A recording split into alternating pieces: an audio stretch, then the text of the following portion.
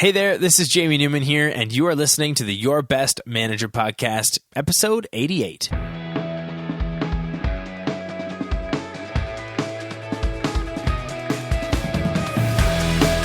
Hey everybody, and welcome to the Your Best Manager Podcast, featuring interviews with senior managers and leadership experts, as well as practical advice for first-time managers. And after today's show, be sure to hop over to yourbestmanager.com and check out the What If Project. Starting June 1st, it's 30 days, 30 leadership tips, 30 baby steps, and 30 opportunities to become a different kind of manager. Have fun. If you've been listening to the podcast for a while, then you know that every Monday I've been running through what I consider to be the fundamentals of management. You know, the core skills that every manager needs to develop if they want to become an impactful leader. But today is different. In fact, the entire show today is about that word, different, as it pertains to employee engagement. Now, I'm sure you've heard this term before because it has to be one of the trendiest ways to measure the performance of a company's culture or a manager's effectiveness. Regardless, here's my definition. Employee engagement is a measure of an employee's passion for the job and the extent of their willingness or desire to work hard.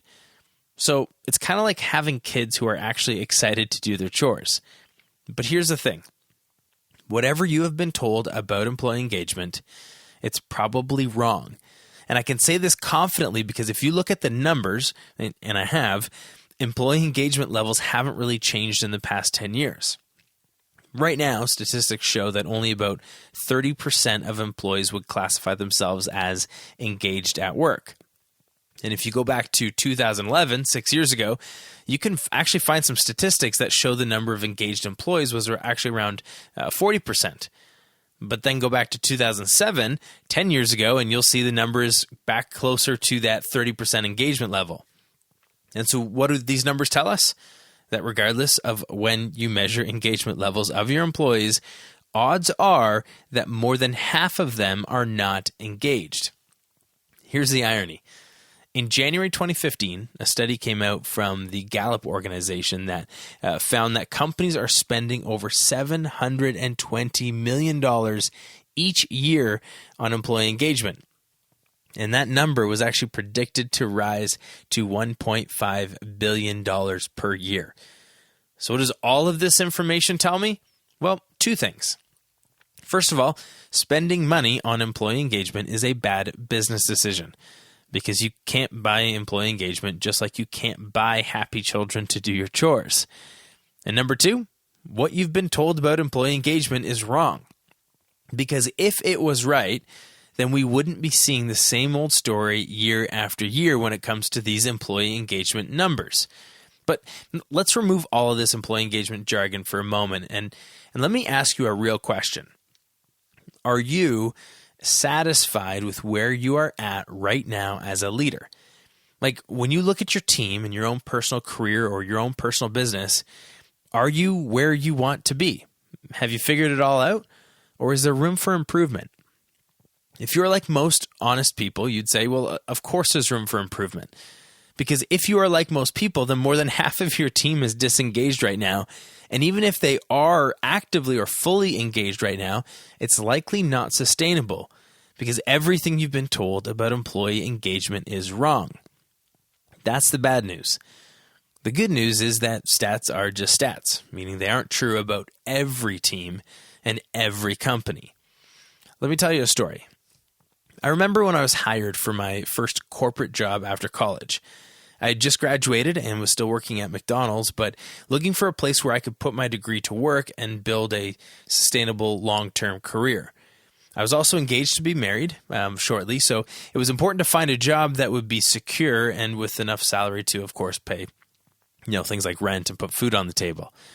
During my job search, I was interviewed for a temporary contract role with General Motors in Oshawa, Ontario. Now, this was just before the 2008-2009 recession, and so the writing must have been on the wall because at the end of the interview stage, the short-term position ended up canceled. However, I was so impressed with the recruiting company that took me through that interview process, I asked them for a job. And 4 long interviews later, and I was hired. a permanent job with a salary, plus opportunities for unlimited commission. The only problem was that through the entire interview process, I didn't actually meet my direct supervisor. I guess at the time it hadn't yet been determined which team I would be on, so she wasn't involved. To make matters worse, I found out during my orientation that my direct supervisor was going to be on holidays for the first 2 weeks of my new employment. Oh, and I was getting married 3 weeks later. So that meant that I wouldn't actually meet my first corporate boss until 4 weeks into my brand new job. Well, as you can imagine, I was terrified when I started. First of all, the job was going to be difficult. It was a highly competitive industry with tons of smart type A personalities, and well, any job that includes an opportunity of earning commission also means the opportunity of, well, not making very much money at all. So let me paint a picture of where I'm at here. This new job was a couple of hours away from where I lived, and I wasn't yet married. So my fiance and I, Christina, who's now my wife, we rented an apartment, and I moved down there ahead of her.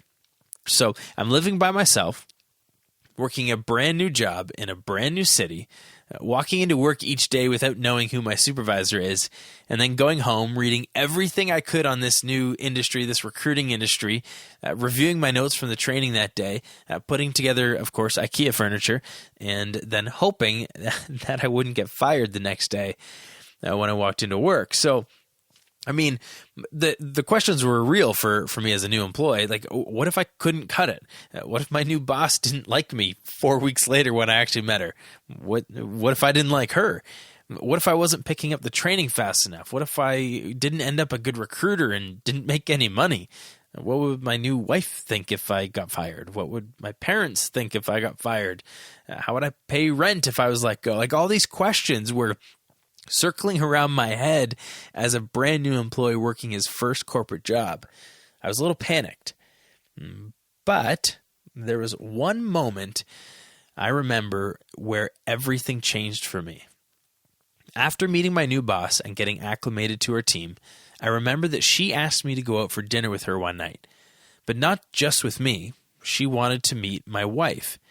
Now, I can tell you right now, that moment made a significant impact on me, not because of the experience for me, but because of the experience for my wife, Christina. My new manager wanted to build a relationship with my wife, and she started building that relationship during that first dinner. Now, ask me how engaged I was before that dinner and then after that dinner. The point is this: it's not about stats and surveys. And it's not about pouring money into company perks and employee engagement initiatives. Let me tell you what made the difference. The boss that I was so fortunately hired under, she operated differently. She didn't fit the mold. She didn't act like the other managers. She didn't do the things that most managers do. She operated differently. From the way she built relationships, to the way she managed my performance, to the way she ran our meetings, she was just different. Becoming a great leader who can build and manage a fully engaged and highly productive team is not about being better or having access to more resources or having more money or doing it longer or experience or getting better on any level. It's about operating differently. And operating differently isn't about just being quirky or breaking the rules. It's intentional. And despite what you've been told about leadership and management and employee engagement, and regardless of whether or not you are a brand new manager or you've been managing people for years, if you said yes when I asked you that question earlier, that there are opportunities for improvement within your team, then I'd like to invite you to join me for a free webinar that I'm hosting this Thursday, where I'm going to show you exactly what it means to operate different and how leading different is just the change your team needs. Now, you can register for this free webinar by visiting yourbestmanager.com/webinar. And during this free live training, what I'm going to do is I'm going to share with you 3 leadership secrets, including how operating differently is actually easier and more natural than the way you are currently managing your team right now, how a few small tweaks to your current routine, your current operating rhythm can have massive change on your leadership skills, and how leading different actually builds up your status and your value and your worth within your company. It's something that I wish I actually realized during that dinner with my boss over 9 years ago. But let me tell you, once I figured it out, it transformed the way I led and managed my team. And I'm excited to share it with you. So again, you can sign up for the free webinar, for the free training by visiting yourbestmanager.com/webinar. And I'm really excited to talk about it. So I'll see you then. And just remember, leadership development is no longer about getting better. And it's no longer about this magical thing called employee engagement, where if you just pour enough money and enough surveys and enough stats into it, it'll figure itself out. It's about operating different. Thanks for listening. All right, everyone, that does it for today's episode. Thank you so much for listening. Now hop over to yourbestmanager.com and take advantage of the free tools, resources, and training which I've created exclusively for you, the next generation of leaders. Oh, and have fun.